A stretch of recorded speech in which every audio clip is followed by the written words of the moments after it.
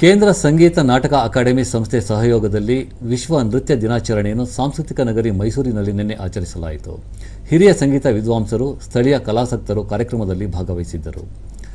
ಪರೀಕ್ಷಿತ್ ಮಹತೋ ಅವರ ಚೌಹು ಒಡಿಸಿ ನೃತ್ಯ ಪ್ರದರ್ಶನ, ಮೈಸೂರಿನ ಹಿರಿಯ ಸಂಗೀತ ವಿದ್ವಾಂಸ ರಾ ವಿಶ್ವೇಶ್ವರನ್ ಅವರ ಕರ್ನಾಟಕ ಸಂಗೀತ ಗಾಯನ ಕಾರ್ಯಕ್ರಮ ಗಮನ ಸೆಳೆದವು.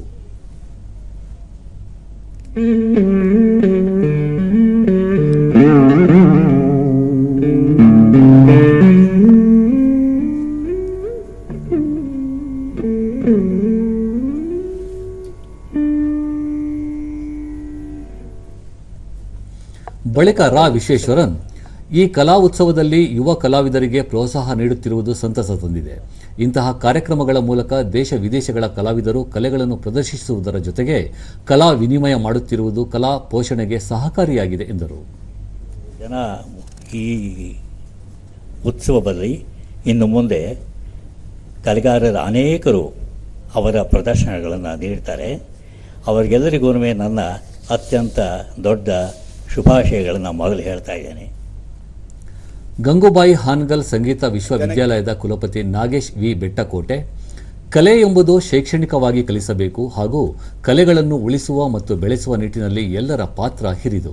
ವಿಶ್ವವಿದ್ಯಾಲಯವು ನಾಡಿನಾದ್ಯಂತ ನಡೆಸುತ್ತಿರುವ ವಿಶೇಷ ಸಂಗೀತ, ನೃತ್ಯ ಹಾಗೂ ತಾಳವಾದ್ಯಗಳ ಪರೀಕ್ಷೆಗೆ ಹೆಚ್ಚಿನ ಒತ್ತು ನೀಡುತ್ತಿದೆ ಎಂದು ತಿಳಿಸಿದರು. ಸಂಗೀತ, ಭರತನಾಟ್ಯ ಎಲ್ಲ ಕಡೆನೂ ಇದೆ. ಆದರೆ ನಮ್ಮ ಭಾರತೀಯ ಸಂಸ್ಕೃತಿಯಲ್ಲಿ ನಾವು ಎಲ್ಲ ಕಲೆಗಳನ್ನು ಒಟ್ಟಿಗೆ ಉತ್ತೇಜನ ನೀಡಬೇಕು, ತಾರತಮ್ಯ ಇಲ್ಲದೆ ಪ್ರೋತ್ಸಾಹ ನೀಡಬೇಕು. ಮತ್ತು ಮುಂದಿನ ದಿನಗಳಲ್ಲೂ ಈ ಥರದ ಉತ್ಸವಗಳಿಗೆ ಎಲ್ಲರಿಗೂ ಸಮಾನವಾದಂಥ ಅವಕಾಶವನ್ನು SNA ಅಕಾಡೆಮಿಯವರು ಕೊಡಬೇಕು, ಸಂಗೀತ ನಾಟಕ ಅಕಾಡೆಮಿಯವರು ಕೊಡಬೇಕು ಅಂತ ಹೇಳ್ತಾ, ಭರತನಾಟ್ಯ ಕಲಾವಿದೆ ಡಾಕ್ಟರ್ ಲಲಿತಾ ಶ್ರೀನಿವಾಸನ್, ಕಲೆಯನ್ನು ಪೋಷಿಸಿ ಬೆಳೆಸುವಲ್ಲಿ ಹಿರಿಯರ ಪಾತ್ರ ಮಹತ್ವದ್ದು. ಮೈಸೂರು ಸೇರಿದಂತೆ ರಾಜ್ಯ ಹಾಗೂ ದೇಶದ ಹಿರಿಯ ಕಲಾವಿದರು ಕಲಾ ಪರಂಪರೆಯನ್ನು ಮುಂದುವರಿಸಿಕೊಂಡು ಬರುತ್ತಿದ್ದಾರೆ ಎಂದರು. ಮಾಡಿದವರು ನನ್ನ ಸಂಸ್ಥೆ ನೂಪುರ ನಿತ್ಯ ನೃತ್ಯ ಎಂಬ ಶೀರ್ಷಿಕೆ ಅಡಿಯಲ್ಲಿ 1984ರಲ್ಲಿ ಮೊದಲು ಆರಂಭಿಸಿದೆವು. ಅಂತಹ ಉತ್ಸವ ಗೌರ್ಮೆಂಟಿಂದ ಆಗಲಿ